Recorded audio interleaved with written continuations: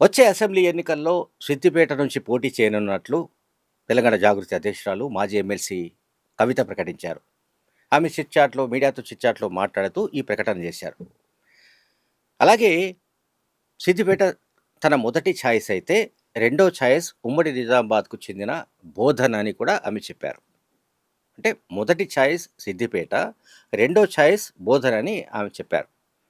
సిద్దిపేటలో పోటీ చేయాలని ఆమె అనుకోవడం వెనక, లేదా ఆమె ఇటువంటి వ్యాఖ్య చేయడం వెనక బహుశా ఎత్తుగడ ఉండి ఉండాలి. ఆమె చాలా కాలంగా మాజీ మంత్రి, సిద్దిపేట నుంచి ప్రాతినిధ్యం వహిస్తున్న ఎమ్మెల్యే హరీష్ రావును టార్గెట్ చేస్తూ మాట్లాడుతున్న విషయాలు, ఆయనపై చేస్తున్న విమర్శలు, ఆరోపణలు ఇవన్నీ మనందరికీ తెలుసు.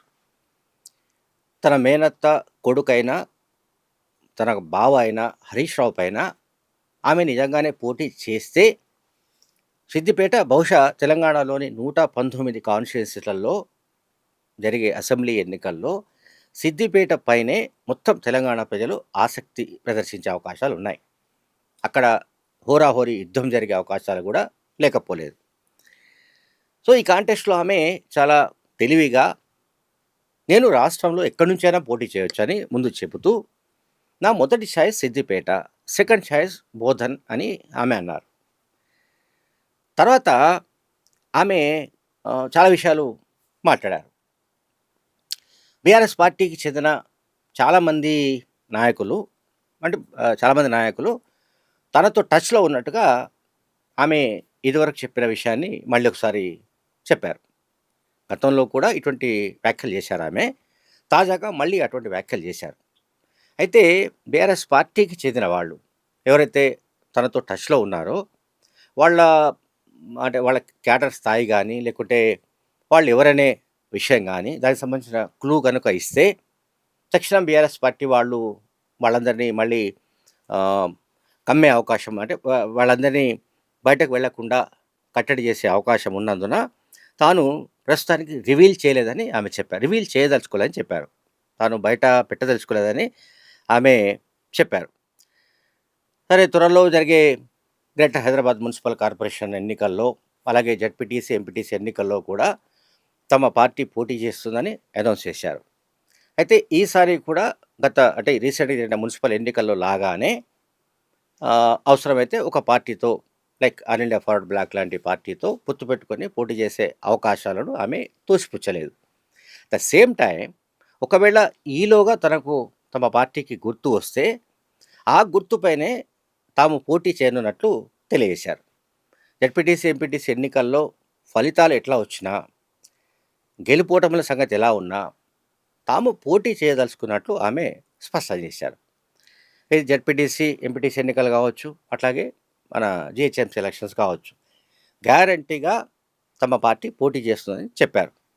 అయితే ఆమె తన రాజకీయ పార్టీని అన్నీ అంటే ముహూర్తాలు చూసుకొని, ముహూర్త బలం చూసుకొని బహుశా మే మొదటి వారంలో పార్టీని అనౌన్స్ చేయబోతున్నట్లుగా కూడా చిట్చా సందర్భంగా చెప్పారు. అలాగే తమ పార్టీలో యువతకు, అలాగే బీసీలకు అండ్ మహిళలకు, మైనార్టీలకు, షెడ్యూల్డ్ కులాలకు, ఎస్సీ, ఎస్టీ, బీసీ, మైనార్టీలకు, యువతకు, మహిళలకు, వీళ్ళకి ఎక్కువగా ప్రయారిటీ ఇవ్వబోతున్నట్టు చెప్పారు. రాజకీయాల్లో రావాలని చాలామంది ఆసక్తి చూపుతున్నారని, ముఖ్యంగా యువత. సో అటువంటి వాళ్లకు ప్రాధాన్యం ఇవ్వడానికి తాను ప్రయత్నిస్తున్నట్టుగా కవిత ఈ సందర్భంగా చెప్పారు. అండ్ 2029 ఎన్నికల నాటికి ప్రధాన ప్రతిపక్షంగా తామే ఉంటామని చెప్పారు. ప్రధాన ప్రతిపక్షం అంటే అసెంబ్లీ లేదా కౌన్సిల్లో ఉండే నంబర్స్ కాకుండా ప్రధాన ప్రతిపక్ష పాత్రను తామే పోషించబోతున్నట్టుగా చెప్పారు. ఎప్పటిదాకా? టిల్ 2029. సో 2029లో ఎన్నికల్లో తాము అధికారంలోకి వస్తామని చెప్పారు. సరే, ఆమె విశ్వాసాన్ని మనం ఆక్షేపించాల్సిన అవసరం ఏమి లేదు. ఆమె అధికారంలో వస్తారన్న ఆశాభావంతో ఆమె ఉన్నారు. సరే, 2029 అంటే ఇంకా 3 ఏళ్ల సమయం ఉంది. ఈలోగా రాష్ట్రంలో ఎటువంటి రాజకీయ పరిణామాలు జరిగే అవకాశం ఉంది, రాజకీయ బలాబలాల్లో ఎటువంటి మార్పు వచ్చే అవకాశం ఉంది, ఇలాంటి రాజకీయ సమీకరణలు జరిగే అవకాశం ఉంది. అండ్ ఫైనల్గా ఎవరి వైపు ప్రజలు మొగ్గు చూపే ఛాన్సెస్ ఉంటాయి ఏమిటన్నది ఇప్పుడప్పుడే మనం అసెస్ చేయడం సరైంది కాదు. అయితే ఆమె చెబుతున్న విషయం ఏంటంటే, ఇక బీజేపీ ఎంతో కాలం తెలంగాణలో ఉండబోదు. అంటే బీజేపీకి ఇక్కడ స్పేస్ లేదు అని చెప్పడానికి ఆమె ప్రయత్నించారు. అదే సమయంలో బీఆర్ఎస్ పార్టీ కూడా ఆల్మోస్ట్ నిర్వీర్యమైపోతుంది, పూర్తిగా బలహీనపడుతుంది అనే ఒక మెసేజ్ ఇవ్వడానికి కూడా ప్రయత్నించారు ఇండైరెక్ట్‌గా. అంటే బీజేపీ, బీఆర్ఎస్ ఈ 2 పార్టీలు కూడా 2029 నాటికి అవి నామినల్ పార్టీలుగా మిగిలిపోతాయి. ఇప్పటికే ప్రతిపక్ష పాత్రను బీఆర్ఎస్ పోషించడంలో విఫలమవుతోంది. అందువల్లనే బీజేపీ, బీఆర్ఎస్ 2 పార్టీలు జట్టు కడుతూ ఆహ్, ఇది మున్సిపల్ ఎన్నికల్లో ఈ పరిణామాలను అంటే తమకు అంటే ఈ ఈ ఈ పరిణామాలు నేను ముందుగానే తాను చెప్పానని కూడా ఆమె చెప్తున్నారు. తాను చెప్పినట్లుగానే ఈ మున్సిపల్ ఎన్నికలనేవి ఈ 2 పార్టీల పొత్తుకు సంబంధించి, ఈ 2 పార్టీల బంధానికి సంబంధించిన తొలిమెట్టుగా తాను చెప్పానని, ఆ మేరకే ఇప్పుడు మున్సిపల్ ఎన్నికల్లో అటువంటి పరిస్థితిని గమనిస్తున్నట్టు ఆమె చెప్పారు. సో, అందువల్ల తాము బీఆర్ఎస్‌కో, బీజేపీకో ప్రత్యామ్నాయం కాదు. తానే ప్రత్యామ్నాయం చెప్తున్నారామె. తమ పార్టీయే ఇక భవిష్యత్తులో తెలంగాణ రాజకీయాల్లో ఒక ప్రత్యామ్నాయ రాజకీయ శక్తిగా అవతరించబోతున్నట్లుగా కవిత ప్రకటించారు. సో, కవిత ప్రకటన మేరకు నిజంగానే తెలంగాణలో మరొక ప్రాంతీయ పార్టీకి, అంటే కవిత పెట్టబోయే పార్టీకి స్పేస్ ఎంత ఉంటుంది? అండ్ ఏ మేరకు ఆమె పార్టీ బలపడే అవకాశం ఉంది? ఆ పార్టీ వైపు ఏ ఏ సెక్షన్స్ ర్యాలీ అయ్యే అవకాశం ఉంది? ఆమె చిట్‌చాట్‌లో కూడా ఒక విషయం చెప్పారు. సామాజిక న్యాయం అనేది ఎజెండాగా ఉంటుందని చెప్పారు. ప్రజల కోణంలోనే తమ పార్టీ పనిచేస్తుందని చెప్పారు.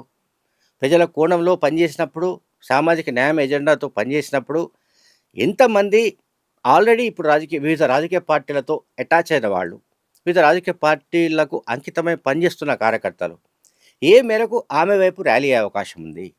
అంటే ఆమె వెంట నడిచే అవకాశం ఉంది. అందులో ఎంతమంది అంటే ఆయా నియోజకవర్గాల్లో ప్రభావం చూపగలిగిన నాయకులు ఎంతమంది ఉంటారు? సో, ఎన్ని సీట్లు గెలుచుకునే అవకాశం ఉంటుందనేది 3 ఏళ్ల తర్వాత మనకు తెలుస్తుంది. సో, మీన్‌వైల్ ఆమె చెప్పేదేంటంటే ఈ 3 ఇయర్స్‌లో తమ పార్టీని బలోపేతం చేయడానికి గట్టిగా కృషి చేస్తానని ఆమె ఆహ్, చెప్పారు. అండ్ ఇంకా ఆహ్, అంటే మహిళలు, పురుషులనే తేడాను తీసుకురావద్దని కూడా ఆమె అప్పీల్ చేశారు. ఆమె ఫిర్యాదు ఏంటంటే, చిరంజీవి పార్టీ పెట్టినా విఫలమయ్యారు.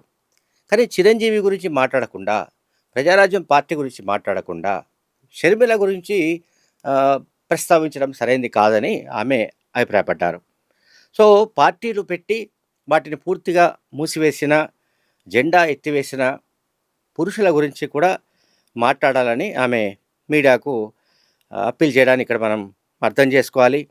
అలాగే ఆమె చెప్తున్న పాయింట్స్‌లో ఏంటంటే, ఒకటి తెలంగాణ అనేది తమ పార్టీకి మదర్ బోర్డ్‌గా ఆమె చెప్పుకున్నారు. మదర్ బోర్డ్ అంటే మనం కంప్యూటర్ పరిభాషలో మదర్ బోర్డ్ అంటాం. సో, తెలంగాణ అనేది మదర్ బోర్డ్‌గా ఉంటుంది. తమ పార్టీలో కూడా తెలంగాణ అనేది పక్కాగా ఉంటుంది అని చెప్పారు.